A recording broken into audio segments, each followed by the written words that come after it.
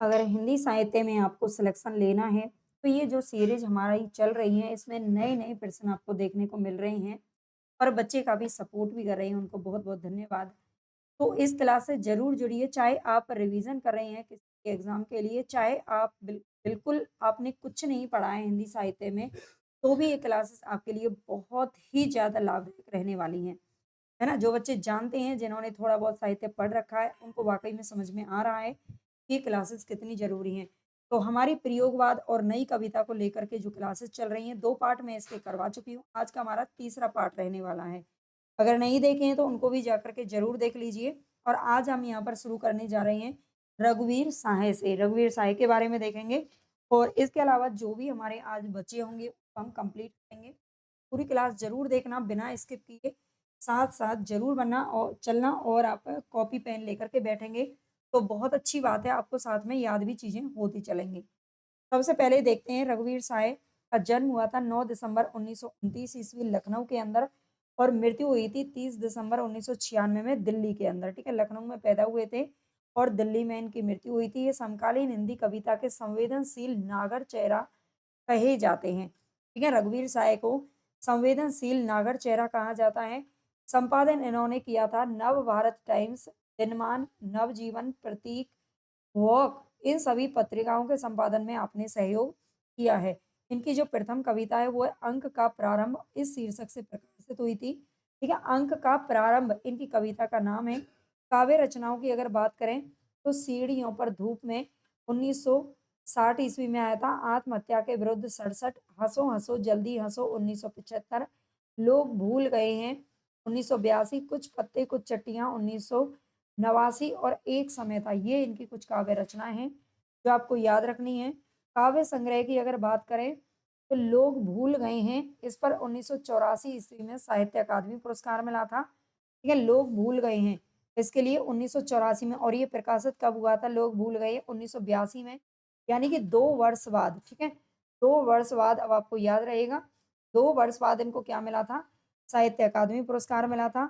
हमारी हिंदी रचना जो पिता को समर्पित थी, उनके पिता को पसंद थी। ठीक है? इनकी एक रचना थी हमारी हिंदी और हमारी हिंदी नाम से इनकी जो रचना थी, इनके पिताजी को बहुत ज़्यादा पसंद थी और अपने पिता को ही इन्होंने समर्पित करके लिखा था। आत्महत्या के विरुद्ध जो रचना है, ये 1967 की बहुचर्चित कविता है, जिसमें स्वाधीन भारत के जीवन का नंगा सच दिखाया गया है, ठीक है? स्वाधीन भारत यानी कि आज़ादी के बाद का जो भारत है। आत्महत्या के विरुद्ध 85 शीर्षक आत्महत्या के विरुद्ध 85 शीर्षक, ये इनकी एक अन्य कविता भी है। इसमें दिवराला सती कांड पर आत्महत्या के विरुद्ध शीर्षक से लेख लिखा गया है। ठीक है? दिवराला सती कांड ये मतलब सती प्रथा जो उस समय हमारी चल रही थी, तो उसको लेकर के कोई दिवराला सती कांड जैसे हम इतिहास में पढ़ते हैं ना सारे कांडों को, तो ये आत्महत्या के विरुद्ध इसी के खिलाफ है जो लिखा गया है। कहानी संग्रह की अगर बात करें तो रघुवीर साय का कहानी संग्रह रास्ता इधर से भी है 1976, जो आदमी हम बना रहे हैं 1982, ये इनके कुछ संग्रह हैं। निबंधों की बात करें तो दिल्ली मेरा परदेश 1976 में लिखा था और लिखने का कारण 1976, दोनों ही 1976 ईस्वी में लिखे गए निबंध, याद रखिएगा। आगे हम देखते हैं अब यहाँ पर सर्वेश्वर दयाल सक्सेना जी के बारे में। सर्वेश्वर जी का जन्म हुआ था 15 सितंबर 1927 में बस्ती यूपी के अंदर और मृत्यु हुई थी 23 सितंबर 1983 ईस्वी में दिल्ली के अंदर। ठीक है, बहुत सारे प्रयोगवादी कवियों को जो हम पढ़ रहे हैं ना, या तो मृत्यु के समय ये मुंबई में रहे थे बहुत सारे लोग या फिर दिल्ली के अंदर थे, है ना? कई लोगों को हमने देखा है। काव्य संग्रह की अगर बात करें, तो सर्वेश्वर दयाल जी की जो काव्य संग्रह हैं, काठ की घंटियाँ 1959, एक सूनी नाव 66, बाँस का पुल 1963, गर्म हवाएँ 1969, कुआनो नदी 1973, जंगल का दर्द 1976, खूंटियों पर टंगे लोग 1982 ईस्वी। ये इनके काव्य संग्रह हैं जो आपको याद रखने हैं। इसके बाद है कुछ चर्चित कविताएँ जो याद रखनी है, क्या कह के पुकारूँ? इसमें प्रेम कविताएँ हैं जो संकलित की गई हैं। मैंने कब कहा अहम से मेरी बड़ी हो तुम, कॉफ़ी हाउस में एक मेलोड्रामा, विगत प्यार और लिपटा रज़ाई में। ये इनकी कुछ चर्चित कविताएँ हैं। उपन्यासों की बात करें तो पागल कुत्तों का मसीहा, सोया हुआ जल, कच्ची सड़क, उड़ते हुए रंग और अंधेरे पर अंधेरा। ठीक है, ये कुछ उपन्यास हैं सर्वेश्वर दयाल सक्सेना जी के, इसमें से सोया हुआ जल और पागल कुत्तों का मसीहा तो बहुत बार पूछा गया है। एक काला जल नाम से रचना है, वो किसकी है? गुलशेर खान शानी की है, ठीक है? काला जल। और सोया हुआ जल किसका है? सोया सर्वेश्वर का है। नाट्य कृतियों की बात करें, तो इनकी नाट्य कृतियाँ बकरी, यूजीसी नेट के हमारे सिलेबस में भी बकरी नाटक लगा हुआ है। बकरी, लड़ाई, अब गरीबी हटाओ 1981 ईस्वी, रूपमती बाज बहादुर, होरी धूम मचारी, कल भात आएगा। ये सभी इनकी कुछ नाट्य कृतियाँ हैं। संपादन संपादन दिनमान का 1969 से लेकर 1982 तक संपादन किया था। पराग पराग जो पत्र था, उसका 1982 से 83 तक यानी कि 1 साल तक संपादन किया था सर्वेश्वर जी ने। इनका प्रसिद्ध लेख है चर्चे और चरखे। ये दिनमान पत्र में ही प्रकाशित हुआ था। इनकी प्रथम रचना माधुरी पत्रिका में प्रकाशित हुई 1944 ईस्वी। बाल साहित्य भी आपने कुछ लिखे हैं, बतूता का जूता, भौं भौं खौं खौं, लाख की नाक, महंगू की टाई। ये कुछ बाल साहित्य लिखे हैं। 1983 ईस्वी में खूंटियों पर टंगे लोग के लिए आपको क्या मिला था? साहित्य अकादमी पुरस्कार भी मिला है।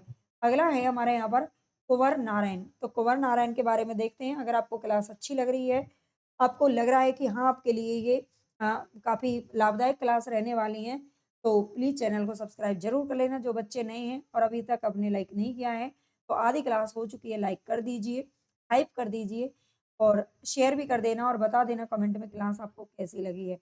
इनका कुंवर नारायण का जन्म हुआ था 19 सितंबर 1927 को उत्तर प्रदेश में और मृत्यु हुई थी 2017 में।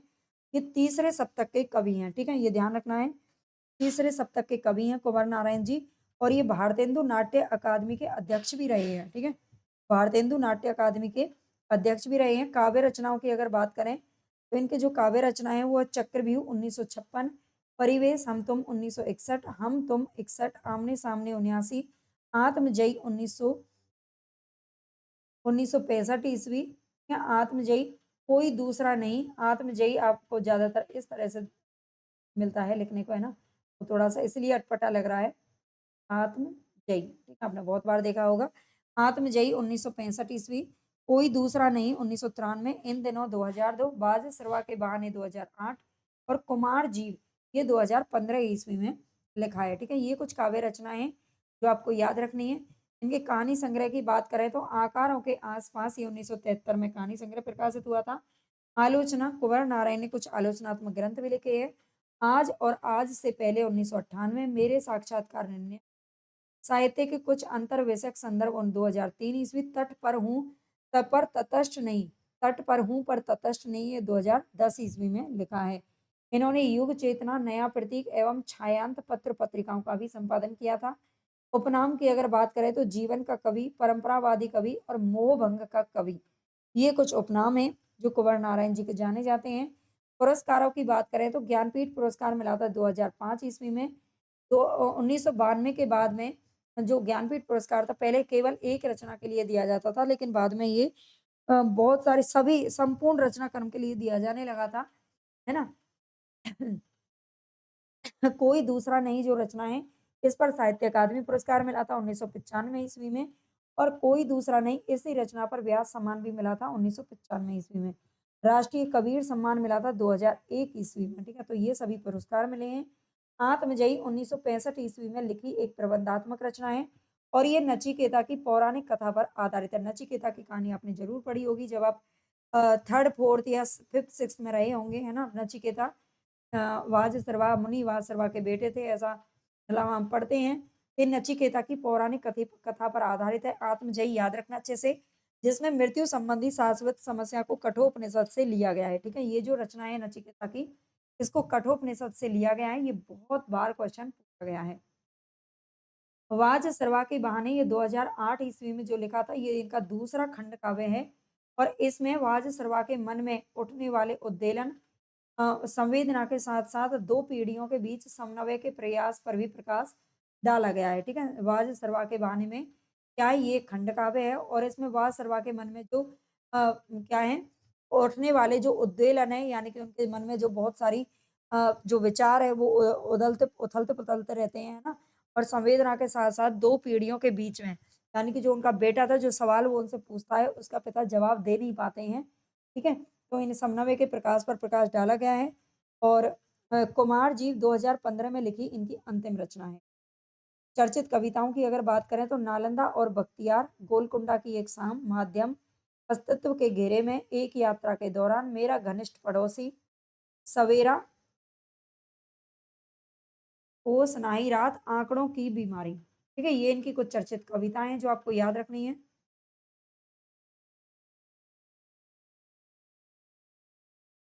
कुंवर नारायण की ना सीमाएं ना दूरियां अंतिम प्रकाशित पुस्तक है 2018 ईस्वी में। ठीक है, कुंवर नारायण की ना सीमाएं ना दूरियां, ये इनकी अंतिम प्रकाशित पुस्तक है।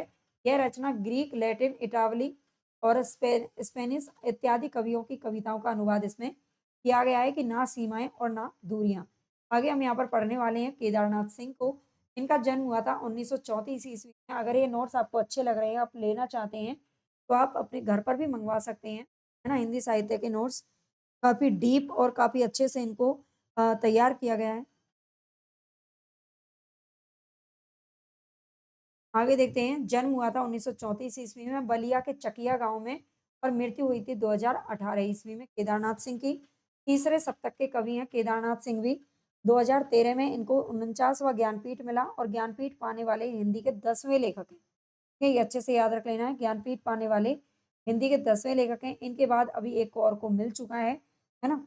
आगे है काव्य रचनाएँ, कुछ काव्य रचनाएँ इनकी देखते हैं। अभी बिल्कुल अभी 1960 ईस्वी, ज़मीन पक रही है 80, यहाँ से देखें 83, अकाल में सारस 89, बाघ 96, उत्तर कबीर और अन्य कविताएँ। ठीक है, ये पूरी रचना है। टालस्टॉय और साइकिल 2005 ईस्वी में, दृष्टि पर पहरा 2014 ईस्वी में। ये इनकी कुछ रचनाएँ हैं जो आपको याद रखनी है।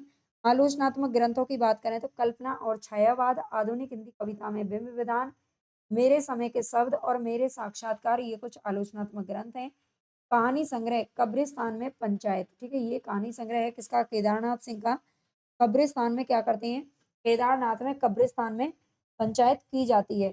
संपादन संपादन किस किस का किया था? तो ताना बाना जो पत्र था इसका, समकालीन रूसी कविताएं, कविता दशक, सारवी ये पत्रिका है और शब्द पत्रिका है। ठीक है, ये एक कुछ रचनाओं और कुछ पत्रिकाओं का इन्होंने संपादन किया। जमीन पक रही है इस काव्य संग्रह में भूखे आदमी से लेकर रोटी, नमक और दूध खरीदने के लिए जाने वाले बच्चे का चित्रण इसमें किया गया है। अकाल में सारस पर 1989 में साहित्य अकादमी पुरस्कार भी मिला था। प्रसिद्ध कविताओं की अगर बात करें तो इसमें बनारस, मुक्ति, धूप में घोड़े पर बहस, माझी का पुल पूछा जाता है, टूटा हुआ टूक, अकाल में दूब आता है, अकाल का सारस, सूर्य, कुछ सूत्र जो एक किसान को अपने बेटे को दिए, ठंड से नहीं मरते शब्द, भिखारी ठाकुर, जेएनयू में हिंदी, बाजार में आदिवासी, कस्बे की धूल, पानी से घिरे लोग, सब, बाघ, इनकी कविता बहुत पूछी जाती है। उत्तर कबीर, ये लंबी कविता है जो 19 खंडों में, काली मिट्टी एवं बैल, विहान और नींद। ठीक है, ये सभी इनकी कुछ चर्चित कविताएं हैं। बच्चन सिंह क्या कहते हैं? छायावादोत्तर के सबसे अधिक सचेत कवि हैं। केदारनाथ सिंह के बारे में बच्चन सिंह ने कहा है कि ये सबसे अधिक सचेत हैं। वाक और अर्थ दोनों के प्रति जीवन का इतना वैविध्य, प्रतिपत्ति मूलक, जेनेटिव जिसको बोलते हैं, भाषा का किंचित जटिल किंतु सरस और लयात्मक प्रयोग अन्यत्र कम ही मिलेगा, है ना? दूसरी जगह पर कम मिलेगा, ये बच्चन सिंह का कथन है। दुष्यंत कुमार के बारे में देख लेते हैं। सितंबर 1933 ईस्वी में इनका जन्म हुआ था उत्तर प्रदेश के बिजनौर में और निधन हुआ था दिसंबर 1975 में भोपाल में। ठीक है, तो उन्हें याद रखना है। इनका मूल नाम था दुष्यंत कुमार त्यागी। ठीक है, मूल नाम क्या है दुष्यंत कुमार का? तो दुष्यंत कुमार त्यागी है। अपने काव्य लेखन का जो आरंभ है वो दुष्यंत कुमार परदेसी नाम से इन्होंने किया था। आकाशवाणी केंद्र दिल्ली तथा मध्य प्रदेश के संस्कृति विभाग, है ना, भाषा विभाग में भी इन्होंने सेवाएं दी हैं। यहाँ पर भी ये क्या है, जो है इन्होंने मतलब एक तरह से सर्विस की है। उपनाम की बात करें तो परदेसी कवि के रूप में इनको जाना जाता है। ठीक है, दुष्यंत कुमार को परदेसी कवि कहते हैं। अनुरागी कवि और गजल सम्राट तो कहा ही जाता है इनको। काव्य रचनाएं इनकी कौन-सी हैं? तो काव्य रचनाओं में सूर्य का स्वागत, ये बहुत बार पूछा गया है। आवाज़ों के घेरे, जलते हुए वन का वसंत, एक कंठ विस्फाई, ये 1963 में इनका गीति नाट्य है, मोस्ट इम्पोर्टेंट है। और साए में धूप, ये इनका गज़ल संग्रह है जो 1975 में प्रकाशित हुआ था। उपन्यास इनके छोटे-छोटे सवाल 1964 ईस्वी, दोहरी ज़िंदगी 1966, आँगन में एक वृक्ष 1969 ईस्वी। तो ये इनके क्या हैं, कुछ उपन्यास हैं। मसीहा मर गया 1966 में ये इनका नाटक है। मन के कौन 1957 में एकांकी संग्रह लिखा और चेतन एक अध्ययन 1970 में आलोचनात्मक रचना है ना? ये रचना याद रखना। प्रसिद्ध गज़ल इनकी याद रखना, हो गई है पीर पर्वत सी पिघलनी चाहिए, इस हिमालय से कोई गंगा निकलनी चाहिए। आज यह दीवार पर्दों की तरह हिलने लगी, शर्त लेकिन थी कि ये बुनियाद हिलनी चाहिए। हर सड़क पर, हर गली में, हर नगर में, हर गांव में हाथ लहराते हुए हर लाश चलनी चाहिए। सिर्फ हंगामा खड़ा करना मेरा मकसद नहीं, मेरी कोशिश है कि ये सूरत बदलनी चाहिए। मेरे सीने में नहीं तो तेरे सीने में नहीं, हो कहीं भी आग लेकिन आग जलनी चाहिए। ये साए में धूप जो रचनाएँ यहाँ से ली गई हैं, याद रखिएगा। आगे देखते हैं, विजय देव नारायण साई को देखते हैं। का जन्म हुआ था 7 अक्टूबर 1924 में। आप कॉपी पेन लेकर के बैठा करिए, है ना? मैं आपसे फिर भी कहती हूँ, केवल और केवल आपको पढ़ने या सुनने से याद नहीं हो जाती हैं चीज़ें, जब तक आप खुद से नहीं लिखोगे अपने हाथों से, है ना? तब तक आपको याद नहीं रहती हैं लंबे समय तक। तो आप अगर अच्छे से याद करना चाहते हो और सिलेक्शन वाक़ई में लेना चाहते हो, तो टाइम दीजिए अपनी पढ़ाई को और लिखिए, ज़्यादा से ज़्यादा लिखिए। जैसे हम बोलते हैं ना छोटे बच्चों को कि बेटा लिख-लिख कर के याद करो, वैसे ही मैं आपसे कहती हूँ कि आप भी लिख-लिख कर के याद करना सीखिए। अगर आपने लिखना सीख लिया ज़्यादा से ज़्यादा, पहले आप नोट्स बनाओ, फिर उसमें से और शॉर्ट नोट बनाओ, फिर और शॉर्ट और शॉर्ट और शॉर्ट, मतलब पेपर तक आते-आते सारी चीज़ें आपके दिमाग में बिल्कुल प्रिंट हो जानी चाहिए, है ना? तभी आप सिलेक्शन ले पाओगे। तो लिख लीजिए, है ना? विजय देव नारायण साई, इनका जन्म हुआ था 60 अक्टूबर 1924 में कबीर चौराहा और वाराणसी, उत्तर प्रदेश में। मृत्यु 5 नवंबर 1982 में हुई थी। काव्य संग्रह की बात करें तो इनके मछली घर, साखी, संवाद तुमसे, आवाज़ हमारी जाएगी, 1995 ईस्वी में प्रकाशित गीत गज़ल संग्रह है। यह आवाज़ हमारी जाएगी। तीसरा सप्तक के जो चर्चित हैं, चर्चित प्रयोगवादी कवि हैं, विजय देव नारायण से ये मज़दूर संगठन से भी संबंधित रहे हैं। जायसी की रचनाएँ पद्मावत, इसकी वास्तविक और प्रामाणिक व्याख्या इन्होंने की है। समकालीन व नई कविता में इनको कैक्टसवाद के प्रोधा कवि भी कहा जाता है। निबंधों की बात करें तो लघु मानव के बहाने हिंदी कविता पर एक बहस, ये पूछा गया है कई बार, ठीक है? लघु मानव के बहाने हिंदी कविता पर एक बहस, ये निबंध है। शमशेर की काव्य अनुभूति की बनावट, ठीक है? ये दोनों इनके निबंध संग्रह याद रखना। आलोचनात्मक ग्रंथों की बात करें तो जायसी 1983, छठवां दशक 87, साहित्य क्यों 1988, वर्धमान और पतनशील 1991, साहित्य और साहित्यकार का दायित्व 1987 ईस्वी में इन्होंने लिखा है। मदन व्यात्स्यायन, ये तीसरे सप्तक से संबंधित हैं। मूल नाम था इनका लक्ष्मी निवास सिंह। सबसे पहला तो क्वेश्चन यहाँ पर स्टार लगा लीजिए, ठीक है? लक्ष्मी निवास सिंह मदन वात्स्यायन का नाम था और ये पेशे से इंजीनियर थे, ठीक है? पेशे से क्या थे? इंजीनियर थे। व्यंग्य जो नई कविता की महत्वपूर्ण प्रवृत्ति है, कवि मदन की कविताओं में भी परिलक्षित होती है। यानी कि मदन वात्स्यायन की जो कविताएँ हैं, उनमें व्यंग्यात्मक रचनाएँ हैं, व्यंग्यात्मक शैली का यहाँ पर वर्णन या फिर एक तरह से प्रस्तुति की गई है। इनका शुक्र तारा 2006 ईस्वी में ये महत्वपूर्ण काव्य संग्रह है, ठीक है? शुक्र तारा याद रखना। इस संग्रह की कविताओं में ग्रीष्म और जाड़े की दोपहर भी शामिल है, तो वसंत भी शामिल है। वसंत पर लिखी कविताओं को इन्होंने असुर वसंत कह कर के पुकारा है। मुख्य कविताओं में इनके में उषा स्तवन, नक्सिक, ऋतुसंहार, हर रात की सुबह होती है, ये इनकी कुछ मुख्य कविताएँ हैं। आगे देखते हैं डॉक्टर जगदीश गुप्त के बारे में। जगदीश गुप्त नई कविता आंदोलन से संबद्ध प्रसिद्ध कवि, समीक्षक, संपादक, चित्रकार एवं पुरातत्वविद के रूप में प्रसिद्ध हैं। ठीक है? इतने सारे काम इन्होंने किए हैं। नई कविता के महत्वपूर्ण हस्ताक्षर, डॉक्टर गुप्त साहित्य जगत में चेतना के चितेरे उपनाम से प्रसिद्ध रहे हैं। ठीक है? चेतना के चितेरे किसको कहा जाता है? तो जगदीश गुप्त को कहते हैं। इन्होंने राम स्वरूप चतुर्वेदी के साथ 1954 ईस्वी में नई कविता पत्रिका का संपादन किया। नई कविता के सैद्धांतिक पक्ष को लिपिबद्ध करने में इनका अप्रीतम योगदान रहा है। नई कविता के तीनों खंडों यानी कि त्रयी का संपादन डॉक्टर गुप्त, रामस्वरूप चतुर्वेदी एवं विजय देव नारायण साई ने संयुक्त रूप से किया है। ठीक है? नई कविता के तीनों खंडों का जो संपादन है वो किसने किया है? तो ये 3 लोगों ने किया है संयुक्त रूप से। सुमित्रा नंदन पंत क्या कहते हैं? जगदीश गुप्त की कला में ऐसे गूढ़तम सार्वभौमिक तत्व पाए जाते हैं जो नई मानवता की कल्पना को साकार करते हैं, ये सुमित्रा नंदन पंत जी का कहना है। काव्य संग्रह की अगर बात करें, तो इनके कुछ काव्य संग्रह देख लेते हैं। नाव के पाँव 1955 ईस्वी, शब्द दंश 1955, ये दोनों पूछे गए हैं। शंबुक पूछा जाता है, ठीक है? 1956 ईस्वी, हिमबद्ध 1956, आदिम एकांत 57, साँझ 1957, बहुलोचना नदी 57, गोपा गौतम 58, बोधि वृक्ष 58, जयंत 59, छंद सती ब्रजभाषा में लिखा गया है और युग्म, ठीक है? तो ये सारी काव्य रचनाएँ हैं जो आपको याद रखनी है। इन्होंने कुछ आलोचनात्मक रचनाएँ भी लिखी हैं। केशवदास और नई कविता स्वरूप और समस्याएं 1960 ईस्वी। इसके बाद आते हैं हमारे लक्ष्मीकांत वर्मा जी। इनके जो माता-पिता थे लक्ष्मीकांत वर्मा के, वो इन्हें चौकन बाबू कह कर के बुलाते थे, ठीक है? चौकन बाबू किसका नाम था? तो ये लक्ष्मीकांत वर्मा को कहते थे। इनकी आरंभिक कविताएँ नई कविता पत्रिका में प्रकाशित हुई थीं। याद रखना, इन्होंने हिंदी साहित्य को नई कविता पर केंद्रित पहली समीक्षा कृति नई कविता के प्रतिमान दी और इसी आधार पर इन्हें नई कविता का आदि आचार्य भी कहा गया है। ये साहित्यिक संस्था परिमल, इलाहाबाद के संस्थापक सदस्य भी रहे हैं, ये भी ध्यान रखना। परिमल के संस्थापकों में शामिल थे। काव्य रचनाओं की बात करें तो लक्ष्मीकांत वर्मा की कुछ रचनाएँ हैं, अतुकांत, कंचन मृग, तीसरा पक्ष, धुएँ की लकीरें, दीप देहरी द्वार, चित्रकूट चरित, रूबरू लक्ष्मीकांत, ठीक है? अतुकांत पूछा जा चुका है, तीसरा पक्ष पूछा जा चुका है, धुएँ की लकीरें पूछा जा चुका है, ठीक है? बाकी अब की बार पूछे जा सकते हैं, याद कर लीजिए अच्छे से। इनके नाटकों में बात करें तो अपना अपना जूता 1964, ठहरी हुई एक जिंदगी 80, आग के फूल, आदमी का जहर, सीमांत के बादल, रोशनी एक नदी है, जीनत महल, ताश का महल और रबर का बबुआ। तो ये सभी इनके नाटक हैं, याद रखिएगा। उपन्यासों में टेराकोटा, खाली कुर्सी की आत्मा, एक कटी हुई जिंदगी, एक कटा हुआ कागज, कोयला और आकृतियां एवं मुंशी राय ज्यादा इनके प्रमुख उपन्यास हैं।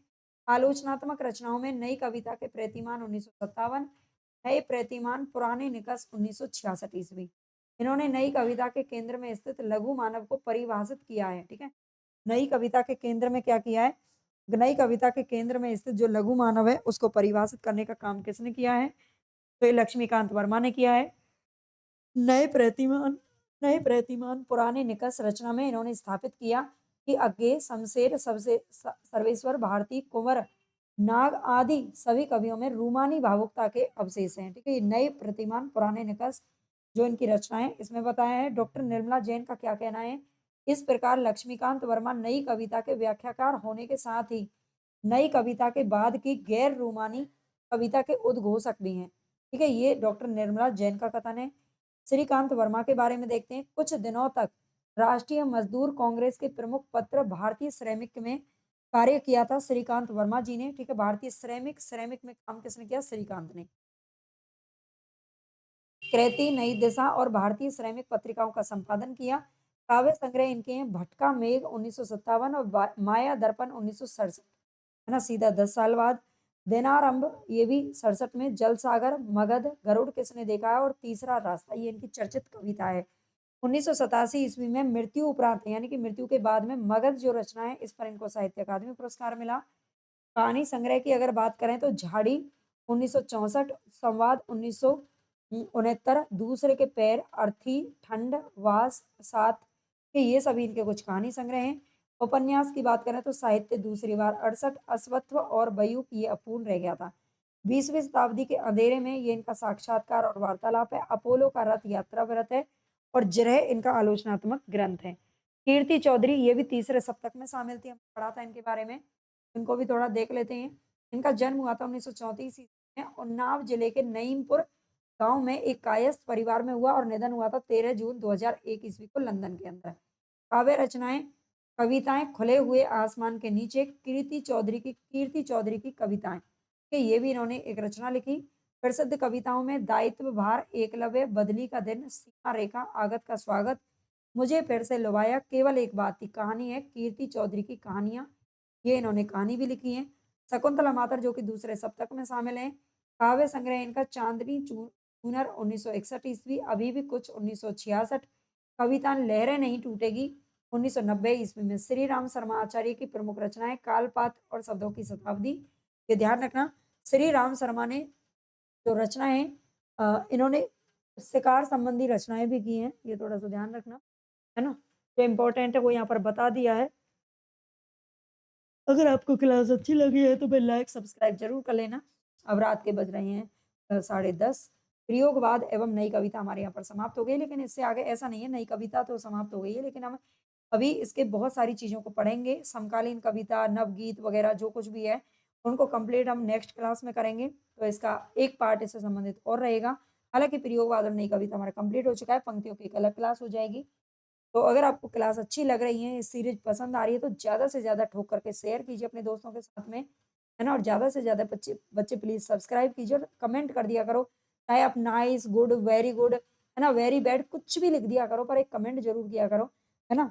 आपके कमेंट करने से बहुत ज़्यादा खुशी होती है, बहुत ज़्यादा मोटिवेशन मिलता है और आगे काम करने के लिए, मेहनत करने के लिए भी मन करता है।